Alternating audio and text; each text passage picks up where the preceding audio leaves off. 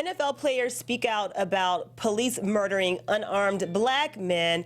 And Don't Look at Me is MLB's new beef. All this and more up next on Sports Weekly. You are tuned into Black Hollywood Live, Sports Weekly. Okay. Very appropriate. I was wondering what the song was going to be. Of course. I played this one. Charlie picked it. Oh, shoot. I don't know. I mean, I'm feeling very Colin Kaepernick-ish, although he never said fuck the police. Right. I mean, But It's hard not to But have those at this sentiments. point, you it's hard know. not to. By the way, Betty Shelby brought up on first-degree manslaughter. yeah. Welcome to Sports Weekly, guys. We do have a full panel tonight, but Raina is making her way inside the building. Making a statement. oh yeah. Yeah. She's making a statement. She wasn't here for the national Sticking anthem. That's right. Every Thursday night at 7, guys, you can catch us here on Black Hollywood Live, Sports Weekly. I'm Erica Renee Davis. You can find me on Snapchat, Twitter, Instagram, and Insta Story at Erica Renee D. Hey guys, this is Charlie. You can find me on Instagram, Facebook, and Twitter at Charlie L. Myers. And I'm Joshua Johnson. You can find me, as always, on social media at JJ the Talented. Hit me up. Let's talk sports. Let's talk politics. Let's talk whatever. I'm down. And as always, follow all things. Sorry, I didn't mean to interrupt you. Okay. Follow all things Black Hollywood Live on BlackHollywoodLive.com. Follow Black Hollywood Live on Twitter at BHL Online. Follow us on Instagram at The Sports Weekly. And guys, for the occasion, I wore my shirt again that says, "Don't tell me I'm pretty for a black girl." This is not quite my, this is my Colin Kaepernick, solidarity shirt. Yeah. She has an afro. Don't tell me I'm pretty for a black girl. Colin Okay. Kaepernick has an afro now. He does have an afro. Does he have cornroles right now, or? He had back and cornrow- forth. Yeah. Okay. Right. He's going back and forth. You know that black hair is versatile like that. Yeah. Do you have a shirt that says "Don't" or "Only hug me because I'm black"? I don't have a shirt that says "Only hug me because I'm black," but Is that your next shirt? that's my neck. Like on St. Patrick's Day, people say, "Well, because when he came in, he gave me a side hug." I was like, "Are you hugging me because I'm black? You feel sorry for me Yep. because my people have had a bad week." This is Black Hollywood Live. Come on, Raina. Oh, here she is. Raina's fresh off her protest. Come on in. Come on in. Looking like a You librarian. look pretty. We're live on air, by the way. Fresh off the protest. Raina on It's all CP right. time. It's all right. Do you take your time? No, we're really on the air right now. Say hi, everybody. So tell everyone. This is Raina. You guys know Raina, but tell everyone where they can find you. Okay, yeah, you can find me on Instagram and Twitter at Raina_LA. You know that LA traffic is too much. And put the camera back on them, please. You look so cute. Your hair looks very pretty. Okay, Josh, let's talk about. It's hard. I just feel like so drained. 'Cause we've talked about this countless times on the show. The fact that the past week, two What's that? more black men have been gunned down. Yeah, Terrence Crutcher. And then Keith Keith Scott. And then Keith Lamont Scott. Terrence, Scott. Crutcher was the black man who was in Tulsa, Oklahoma, whose car broke down. Helicopters tased him, they shot him, and then Keith Lamont Scott was the one who was reading the book. In an apartment complex parking lot. North Carolina, And the police were serving a warrant, not for him, for someone else, but unfortunately he was gunned down. The facts are still coming to light about that, but in the meantime, athletes are speaking out and being more vocal about the issue of police violence against black men, also and taking a stand along with Colin Kaepernick. We saw, I think it was Monday Night Football last week, where more players decided to kneel along with Colin Kaepernick as a protest during the national anthem.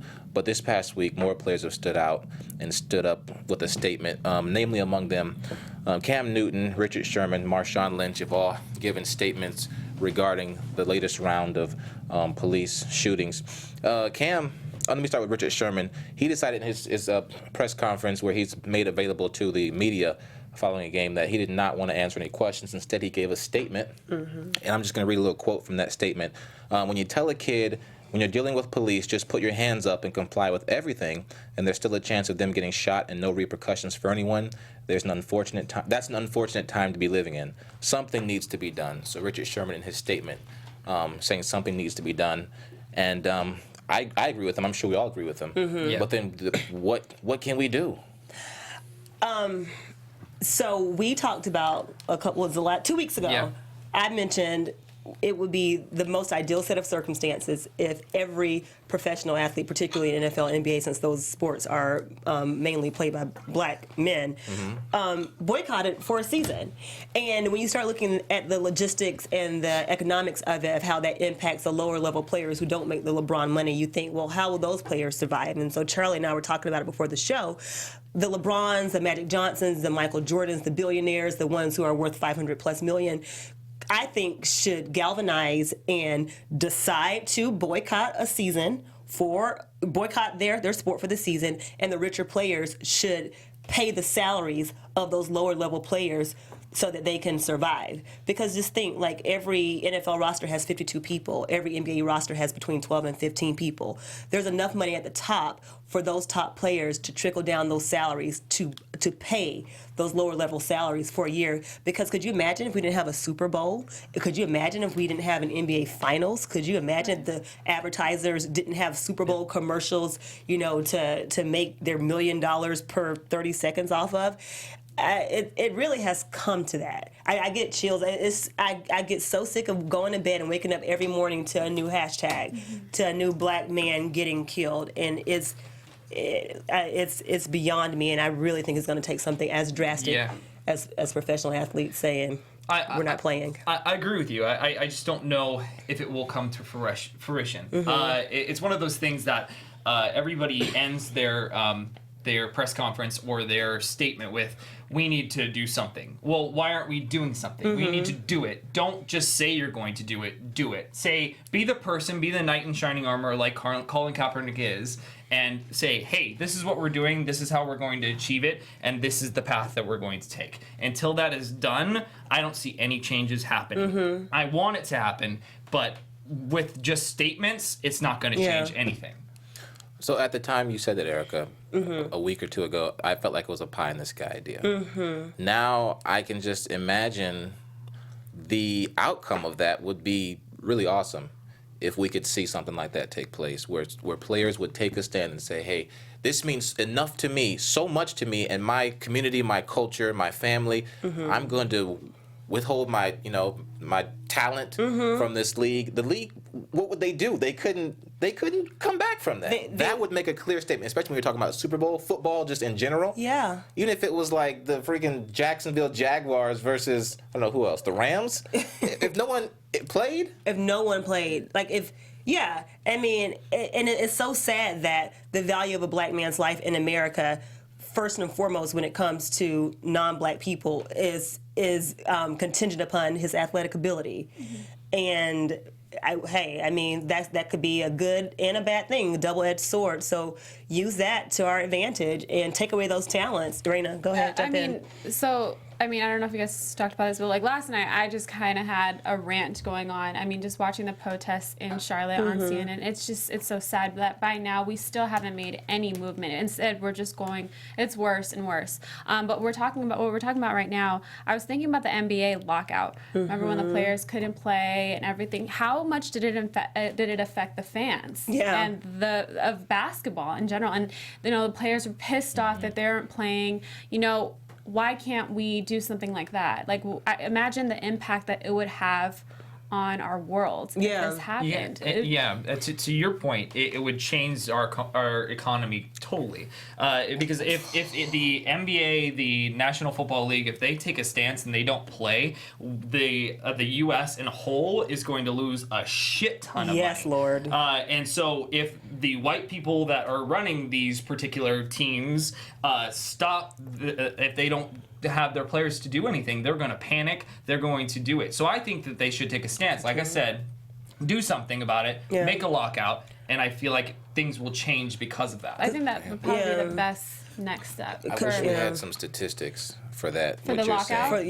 What I was going to go there before you said it was that, remember the lockout? And what other sports have we had either lockouts in? I know hockey. Baseball, right? Hockey. NFL's had a lockout. Maybe when we were NFL. much younger, maybe like in the 80s or the 90s. I feel like there was an NFL lockout. Or has there ever been a protest of that magnitude as far as maybe a game or so? I don't know. But I'm wondering if we could find some statistics. I'll try to make a note to look that up, to see what the repercussions were. Yeah. Well, there was last year when there was a riot in Baltimore.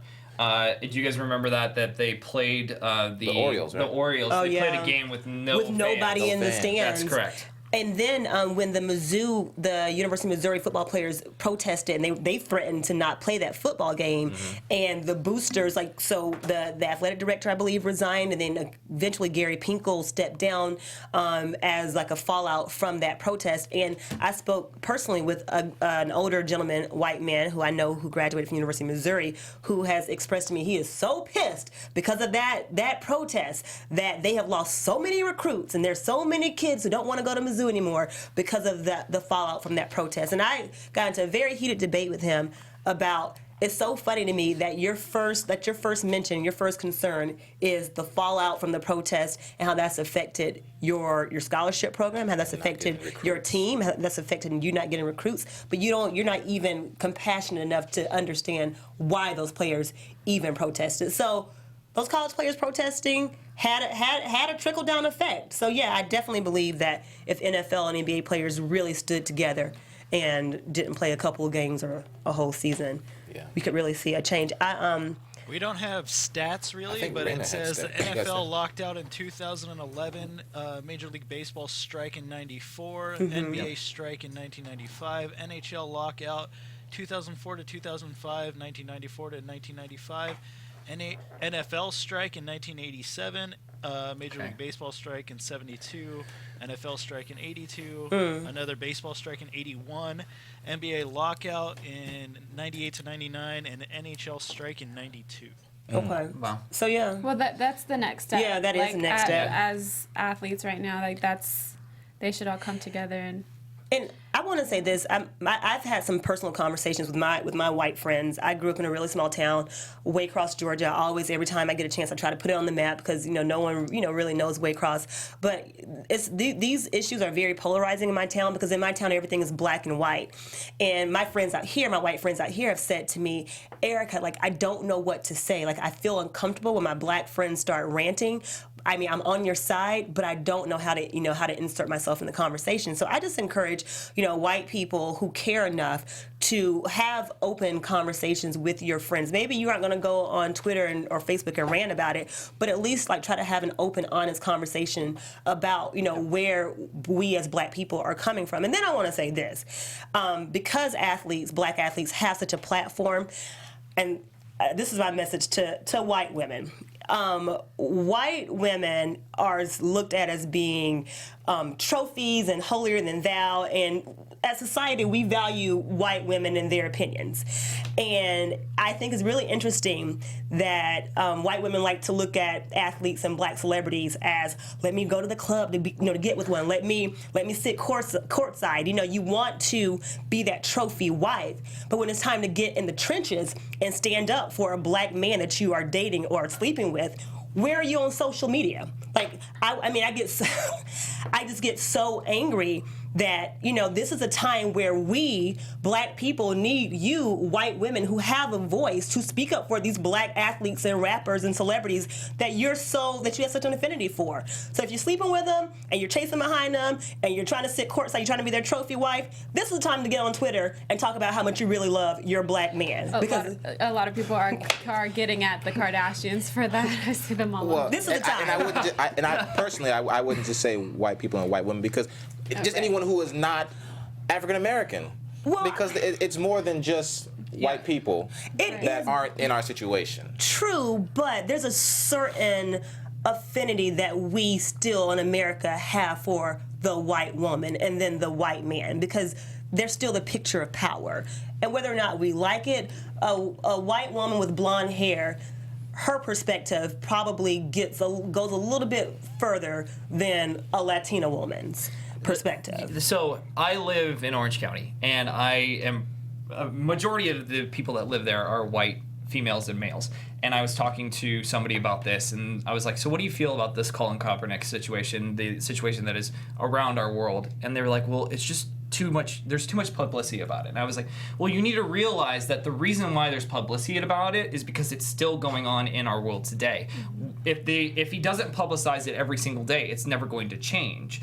And to that point, Colin Kaepernick, I mean, I know we kind of briefly talked about it. He's getting death threats, you guys. Yeah. He's getting death threats for this, as well as he's proving the point. He's saying, hey, people are giving me death threats. You are proving my point. The reason why I'm sitting out this national anthem. So I just feel like people are in their own little bubble. They are. And they just don't want to get outside of that and outside of their comfort level. If it doesn't affect them directly, they don't want to be bothered. Right. You know what's interesting about those death threats? It's crazy how much negative comments and publicity that he's getting, but when there's a domestic violence case going on in the NFL, do they get death threats? Like, if there's other issues that the NFL players do that's morally wrong, like it's crazy to me how Colin Kaepernick is getting all of this.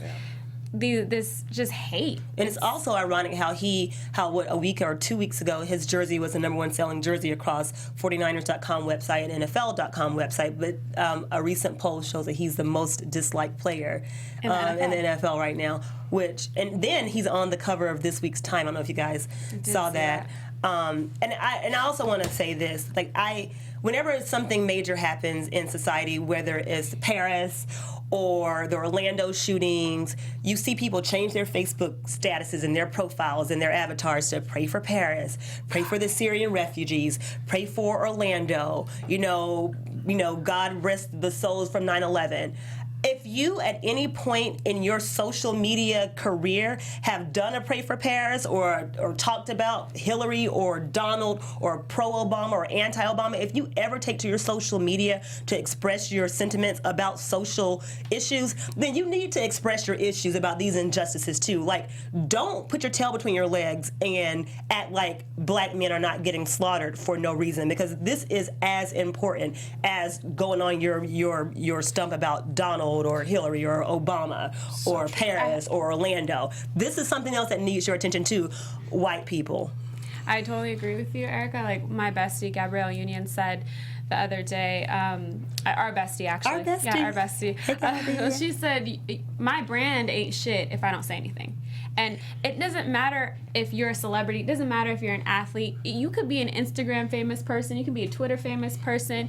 You can just be well known around your city. Whatever it takes, that you have a voice. Everyone has a voice. Everyone can impact somebody. And so with issues like this, I totally agree. You have to be vocal about this, whether it's just a simple prayer. Anything can help. Well, listen, if it came down to athletes protesting by not playing a game or a season, what would it take to bring them back to the game? Because what would all that be for? I'm just going to go back to what I said a couple of weeks ago. Once big money corporations' pockets are hit so heavily, please believe the owners of these teams are going to go to their local, to the police departments within those individual cities and try to partner with those police departments and partner with those local governments and say, what can we do to provide sensitivity training? What can we do to make sure every police officer has a body cam? What can we do? Training, body cams. Yeah. So I mean, again, there's power when you hit somebody's pocket, and I do honestly believe that team owners and GMs would make every effort to partner with local police stations.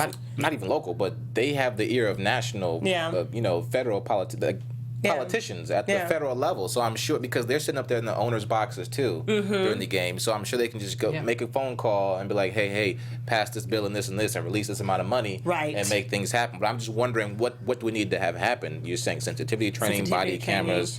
And those two things, is that enough to bring this athletes back? So, I mean, in my opinion, this will never happen. But I hope that they do something along those lines. What I would love to see is that they fire all police officers right away and be like, you're welcome to reapply again. I like that. Instead of paid leave. Yeah, because across the country. Across the country. Again, they have for how long? Until they go through that rehiring process. So they get fired, and then literally the next day they can be rehired, but they have to go through the interview process again. They have major job fairs without police. But that could be a little dangerous. No, I get that. There's going to be like in stages, maybe. Who would be enforcing the law? during that time is what I'm getting at. You make a good point. What I'm trying to get at National is Guard. Yeah. Like they are in Charlotte right now. Yeah. Wow. I mean, this is just. And listen, Stephen A. Smith said something like this on First Take this morning. He said that he wishes that ABC or ESPN would provide a platform to have an open forum, not particularly for Black people, but for white people to express their opinions and their thoughts and concerns about how they feel about these issues. And I would love to challenge Maria and Kevin, here at AfterBuzz TV, to host a town hall type meeting with the AfterBuzz host and the BHL host, and try to engage white people and people from other backgrounds, not particularly in the entertainment industry, but bring us together and do an open forum / town hall meeting where we exchange our thoughts and ideas about why we are where we are, what we can do to move forward, and why the anger and the hate, just the embedded hate for the Black man. Like, I really cannot understand the psyche of that. It goes back centuries. I think it's centuries. Intimidation. Yeah. Two more athletes besides Richard Sherman made statements. Cam Newton, who in August told GQ magazine, when asked about why he received hate as an athlete, he said it wasn't about race. He said that America had moved past race.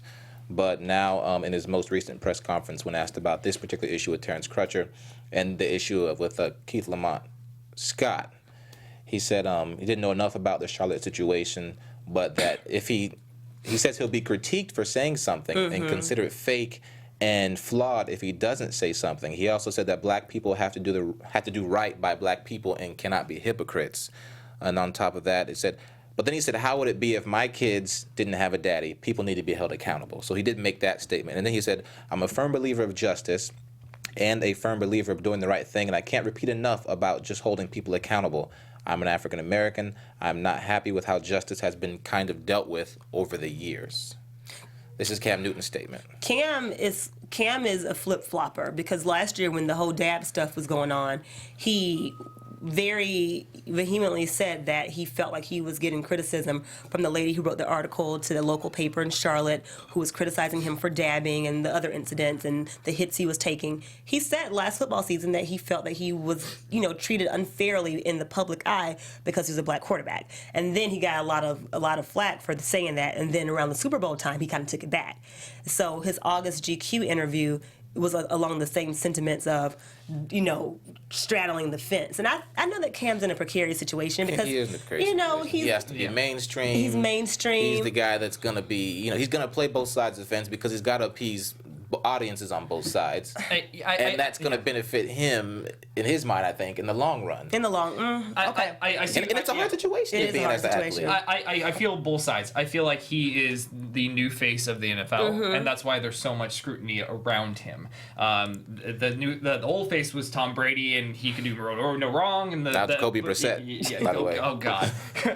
Running touchdowns. I know Bill Belichick's about to have a heart attack. By the way, he gave Bill Belichick the ball after the touchdown. I saw that. I'm going to check that list. But yeah, it's a tough spot to be in as an athlete. And Cam is in Charlotte, obviously a city affected by the riots right now. Another player we know of, big name player from Charlotte or from that area, is Stephen Curry, who had a tweet said, "Praying for my city. We deserve better than this. #704," which is probably the area code, I'm guessing.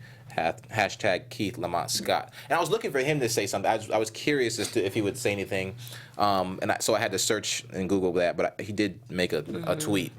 And then Marshawn Lynch on Conan, when asked about the situation with Terrence Crutcher, he said, not Terrence Crutcher, but Colin Kaepernick kneeling. He said, "I'd rather see him kneel down than to put his hands up and be murdered. If you're not racist, you won't see Colin Kaepernick's protest as a threat." Yeah. Yep.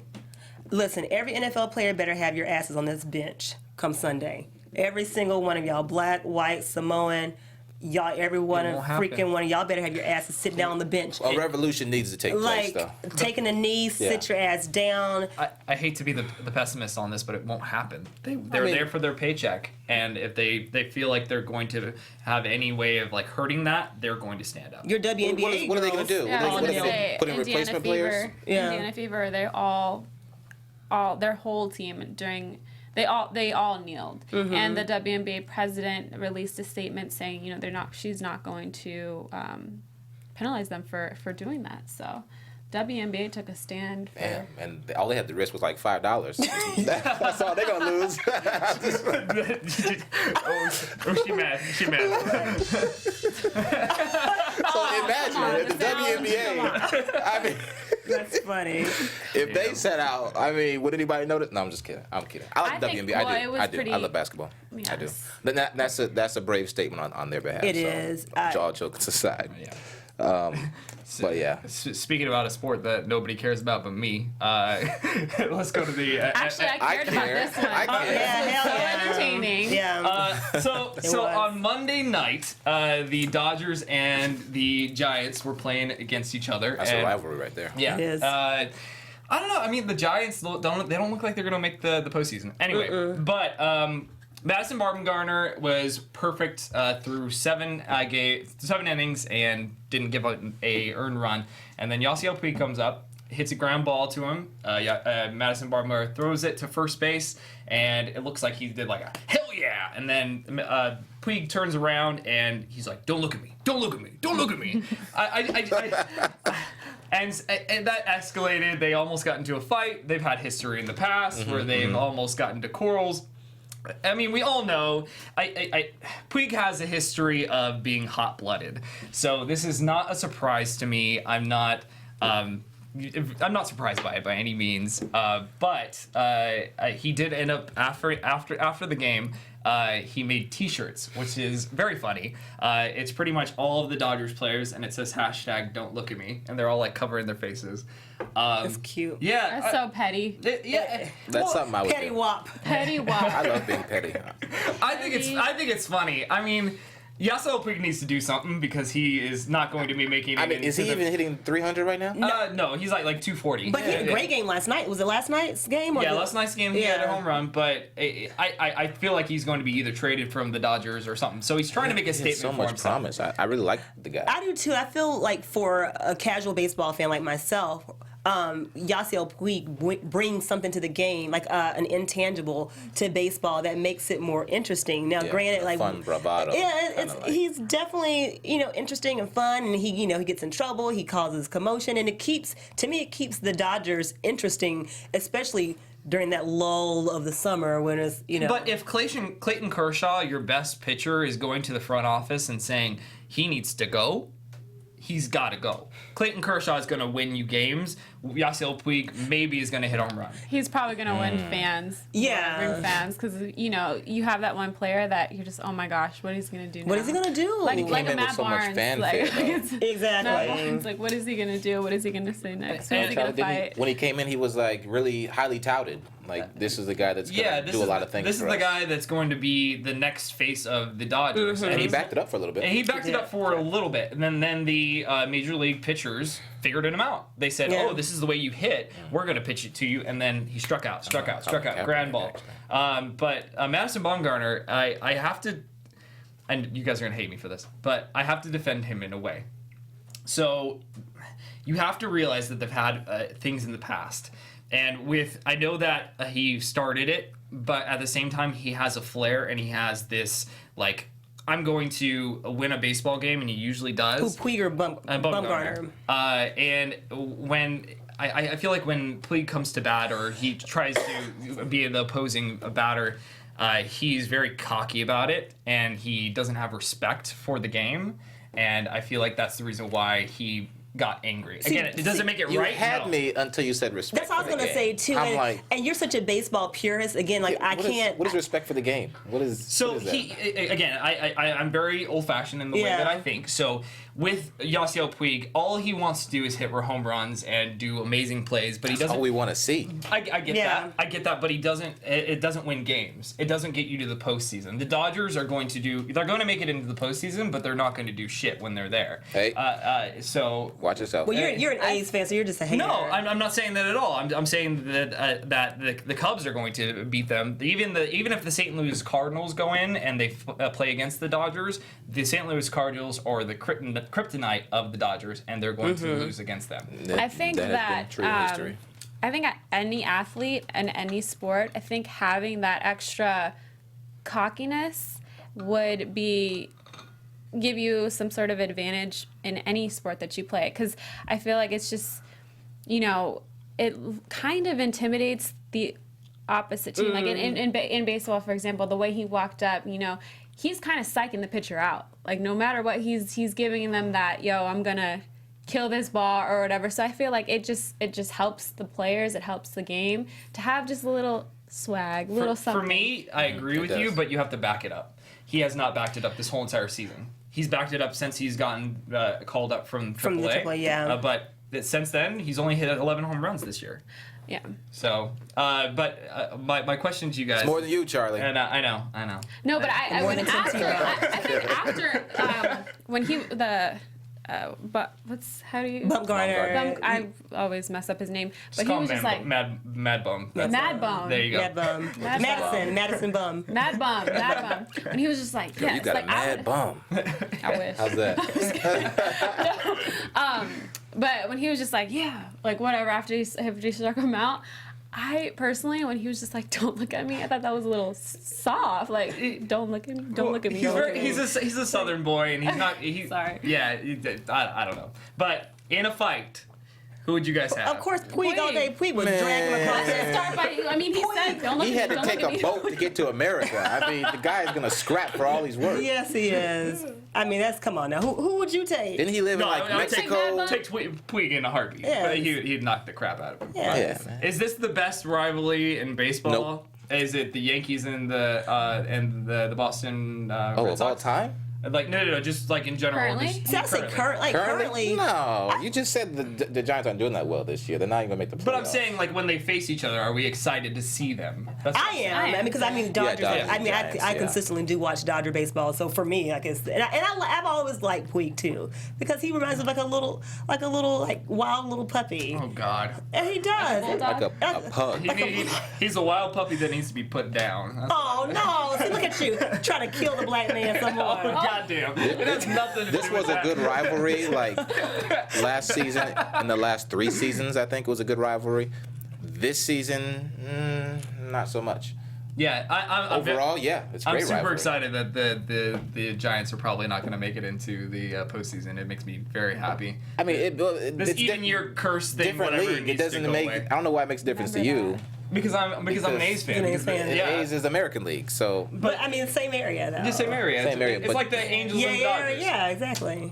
yeah. Or like I Clippers hate and the Angels. Lakers. Go Lakers. Oh, I Lakers. mean, Lakers fans like the Clippers. No, they don't. I don't. I like the Clippers. Like the Bless their Clippers. hearts. Yeah, exactly. Shade. Says the WNBA fan. Shade. Shade. Okay. Put on your glasses. Okay. Well, put on your glasses because we're going to talk about some football now. Moving on from your little baseball story. A little baseball. Back to- player. So, Okay, got it. I'm kidding.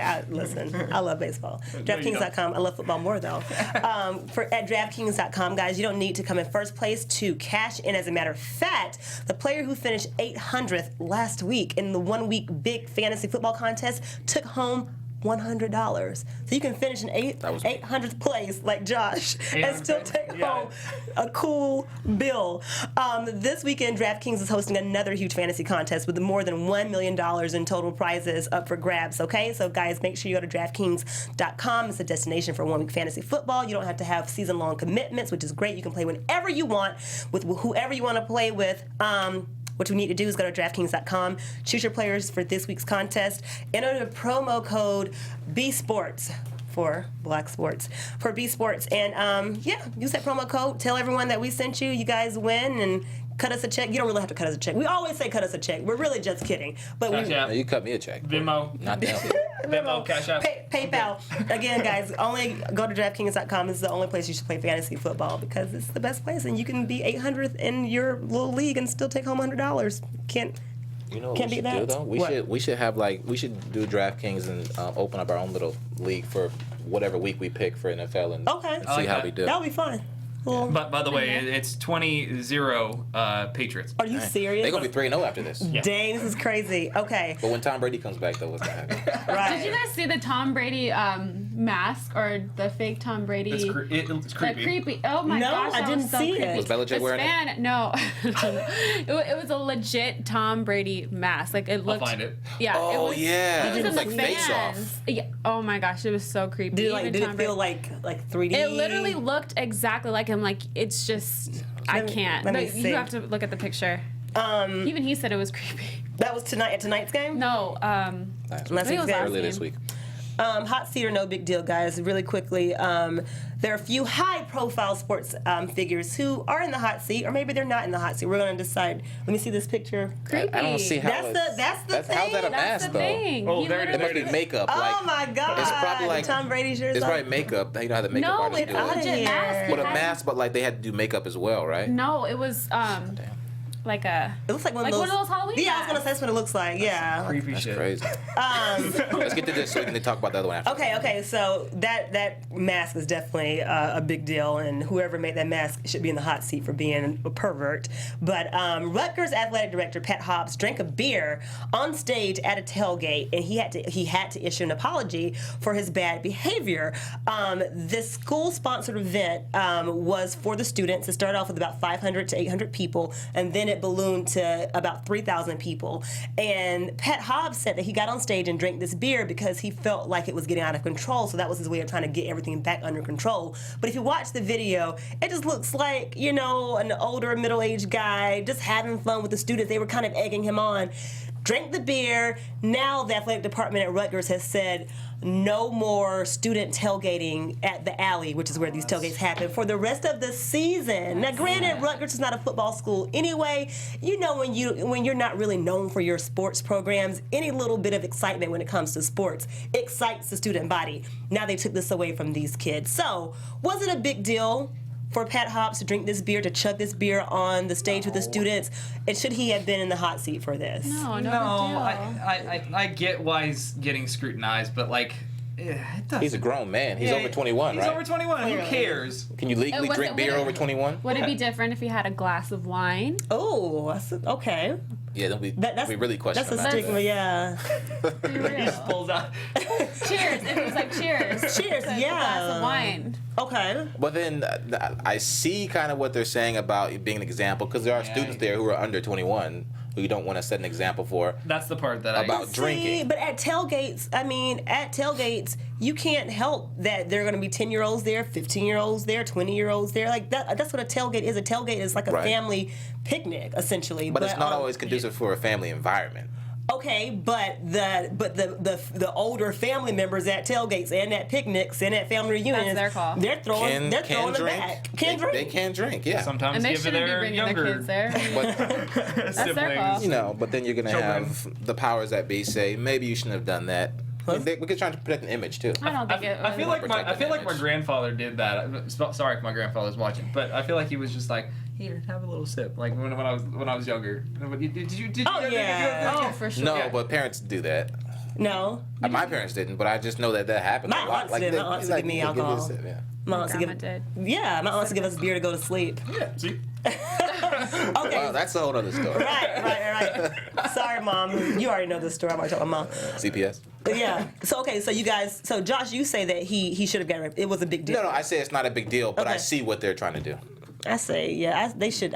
They should not have taken this pet rally away from these Rutgers kids. They don't have anything to look forward to as it is. Oh, right. Don't take away the pep They rally. took away the pep They didn't do rally. it. He did it. So just I don't know, keep him out of the pep rally Like for a he week. can't talk on stage, I guess. That should be his. I Come guess. on. I think it would be totally different if he had wine. Right. Yeah. But what if he had a shot of Jameson? If he had a shot, then this whole thing would happen for sure. Right. Exactly. But it's a beer, so Okay. no big deal. Okay, so hot seat or no big deal for USC head coach Clay Helton. He switches quarterbacks after his 27-10 loss to Stanford. Helton, the Trojans are off to a 1-2 start this year. Is Clay Helton's seat already hot after this dismal start, or is this just no big deal for the Trojans? Well, Did anybody expect the Trojans to do anything To beat this year? Stanford? No. Oh, so But they're 1-2, and they've lost. The 2 games that they have lost have been by a combined 63 points. And this is the worst start for USC since 2001. And Clay Helton has been on that USC coaching staff since 2010, and he was an offensive coordinator since 2013. So people are kind of feeling that with his tenure at USC and with his familiarity with the culture, that he should have been performing better than this. do you think he's panicking and he's just like, oh, okay, I'm gonna put somebody else in that's new? Like, He had to make a change. Yeah. Something. Yeah. What else is he gonna do? Yeah. USC hasn't been good for what, 8 to 10 years? I mean, really? Pete Like Carroll since Pete Carroll, and but before that, when he had Matt Leinart yep, and that era, 406, Reggie Bush, Lindell White. that was the only time I remember. The Matt Barkley years, they were good. The Matt Barkley, Tony Kessler. But then that was mired with. Didn't they start to take away the scholarships? They had. Oh, that's when they were like on probation with the tail end of Matt Barkley's career. Yep. So I mean, I really don't care. I don't like USC. I know. That's personally. But do you think that he should be on the hot seat? Yes. Yeah, I Yes. think that. I do. Yeah, Yes. he's done after the. Yeah, turn it so? around because they If have he a doesn't tradition turn of around- excellence. They have a tradition of football excellence. So make it great again. Like get Donald Trump to be the head coach. Jesus Oh, Christ. gosh. He can make USC great again. He can. Give I'm him sure. that job and then get him out of the political race. And he'll get rid of all the black players too. They're gonna step down anyway. They're not gonna play this season. No one's gonna see USC with all white players. All right. Okay. Charlie Strong. You know, I'd pull for Charlie Strong. Charlie Strong has committed to fixing the Longhorns defense. Texas gave up 50 points to Cal last week, and they were winning that game. I really thought they were going to end up winning that game. He has had a checkered couple of years at Texas. The Longhorns won that game over Labor Day against Notre Dame, that double overtime game, I think 50-47. But then they lost to Cal, gave up 50 points. Is Strong back on the hot seat after this loss to Cal when they were winning for much of the game? I feel like I'm going to make the same statement, and I'm probably going to look like an idiot, but I feel like they haven't been good since Young has been there. Which is when USC was good. So. Okay. Well, okay. I'm just saying. So is Strong on the hot seat already? Mm-hmm. Fire him too. After, I would say wait till mid-season, but I think he'll get to like 3/4 of the season. If they have a losing record, he's out of there. Raina, what you got? I agree with the boys. On the hot seat. Hot seat. Just to give you guys a little bit more background, too, the Longhorns do have a bye this weekend, but then they play Oklahoma State, then they play Oklahoma. And then later in the season, they've got Goodbye Charlie, right? Sorry, Charlie. Sorry, Charlie. Then they've got Baylor, Texas Tech, TCU, and Kansas It's towards over the end of the Charlie. season. Charlie Week is what he is. He ain't Charlie Strong after Charlie this. Strong, Charlie Week. I agree with you because they beat Notre Dame. If they could have beat Cal and could have held onto that lead and started the season off 3-0 versus 2-1, I think he would have gotten a little bit more cushion later on down the line in the season to lose a couple of those big games. But I think he's going to have to go 8-4 That's not going to happen. He's going to have to go 8-4 to not get fired.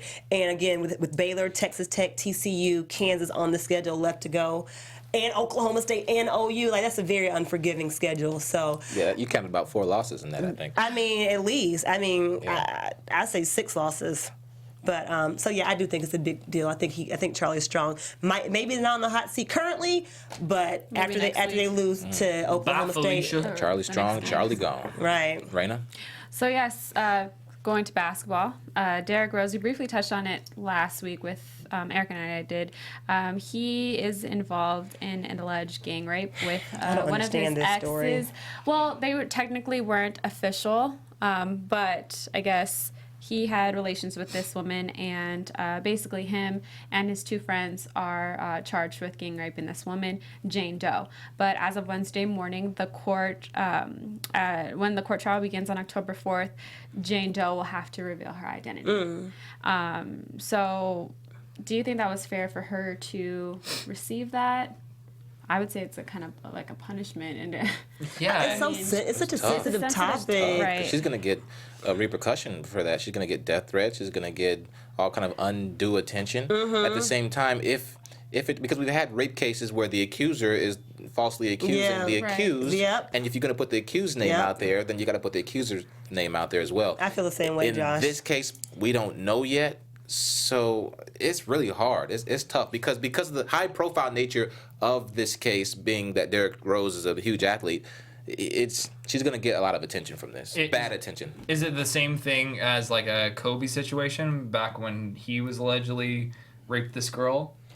Yeah, because her name came out. Was it during the case though? Did it ever go to trial? It wasn't. It was settled the court civilly? didn't like make her come out with it. Yeah. She came out with it on her own. So this is a different. The Jane Doe had said, she tried to keep this private from her family. Her family doesn't know about the whole gang rape situation. And they're very conservative. They're very.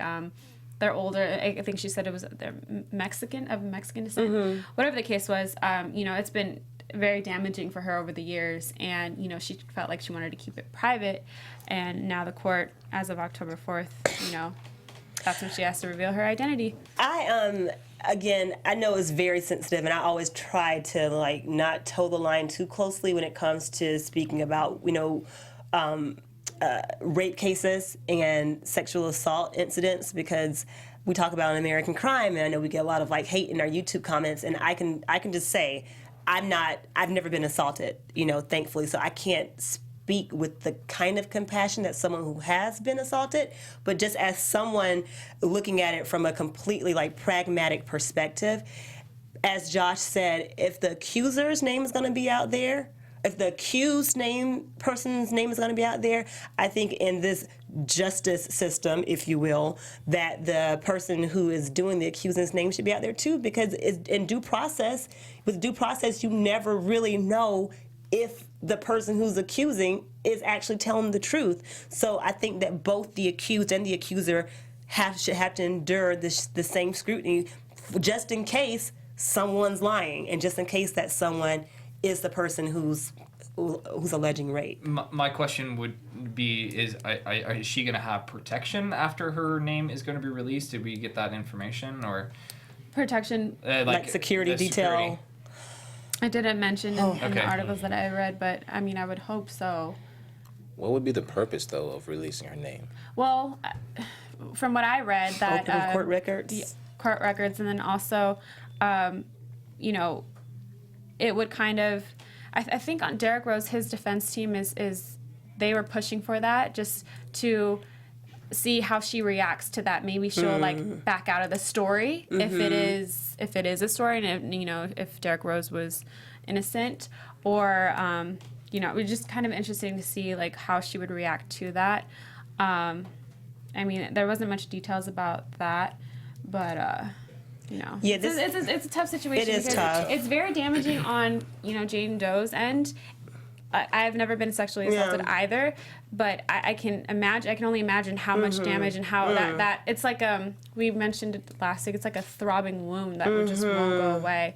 So it's damaging for her in that sense, but it's also damaging for Derrick Rose because you'll always have that rapist name, regardless of if he did it or not. Well, just as Kobe, he was innocent. Kobe was able to come back from that, actually. Yeah. But Kobe's always throughout that time he was known as the rapist. Yeah. So it was definitely. The thing that helped Kobe was that they found the semen of those other men. Yeah. And it made her, whether or not she was telling the truth or not, finding another man's semen on your person. But you still have that on your record. True. I was accused for raping. I'm curious to see and this has nothing to do with the case, but I'm curious to see how it is going to affect Derrick Rose playing. His career is over anyway. That was my next question, is that how do you think his career will be in the NBA for the Knicks are over. And how the NBA would handle it if Derrick Rose was accused and he was guilty. Well, and this is the last thing I'll say because I know we need to wrap it up. Yeah. With Kobe and with Derrick Rose, if we have any comparison, after Kobe came back,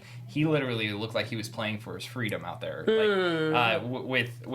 Again, there's no lightness on that, but he played excellent. With Derrick Rose, I don't see that happening. He doesn't even have a knee, literally, to stand on. So I mean, he can't play for freedom or for a paycheck or for a team or anything. So, sorry. What do you think, Josh? No, I said my piece. It's a hard situation. So I don't see the point of releasing her name. I see the strategy in it, but at the same time, If it does turn out that he was falsely accused, then her name does need to be out there. But we don't know that yet. Yeah, we don't know. Well, October 4th, we'll know more. Will you give us a WNBA shout out before we wrap? Yes, WNBA shout out. The WNBA playoffs will begin next week. They're still trying to figure out the seeds. Minnesota and Sparks were the 1 and 2 seeds respectively, so they automatically have double byes into the semifinals. Phoenix at New York is on Saturday. Atlanta and Chicago is on Sunday. They will rescind after these matchups, and the Sparks will play the higher of whatever seeds are left. So depending on who wins and who loses, LA could play New York, Atlanta, or Chicago. Phoenix is the only team they will definitely not play because they are the lowest seed. So our Sparks are in the playoffs. They're the number 2 seed. So go Sparks. Go Chelsea Gray. Go Sparks. Why don't they just sit out? All right, guys. Thank you guys for joining us every Thursday night at 7 o'clock. Your favorite sports squad, Sports Weekly. Guys, be sure to have open conversations with your friends. Ask questions if you don't know what to talk about or how to feel about these most recent social injustices. Don't be afraid. Ask your black friend. Have a conversation. I'm Erica Renee Davis. You can find me on Snapchat, Twitter, Instagram, and Insta Story at Erica Renee D. Hey guys, thanks for watching. This is Charlie Myers. You can find me on Instagram, Facebook, and Twitter at Charlie O. Myers. And the Patriots are up 26-0 with 11 minutes to go in the fourth. They're going to 3-0 record. Dang. I love white people. When they're acting right. Right. So leave your comments at the bottom past the description. Make sure to keep the conversation going. Talk about it because the conversation needs to happen. It's coming to a head, this racial divide, and it's going to take a revolution to change things. But my name is Joshua Johnson. You can find me on social media at JJ the Talented. And I'm Raina Allah. You can find me on Instagram and Twitter at Raina_LA. And as always, you can follow all things Black Hollywood Live on BlackHollywoodLive.com. Follow Black Hollywood Live on Twitter at BHL Online. Follow us on Instagram at The Sports Weekly. And until next Thursday night at 7 o'clock, guys, see ya. From executives Keven Undergaro, Dario Kristen, Tiana Hobson, and the entire BHL staff, we would like to thank you for supporting Black Hollywood Live, the first online broadcast network dedicated to African American entertainment. For questions and comments, contact us. info@blackhollywoodlive.com. Like us on Facebook, tweet us, or Instagram us at BHL Online. And I am the official voice of Black Hollywood Live, Scipio, Instagram me at KingXOBay. Thanks for tuning in. Hollywood Redefined. The views expressed here are those of the hosts only and do not necessarily reflect the views of BHL or its owners or principals. From executives Keven Undergaro.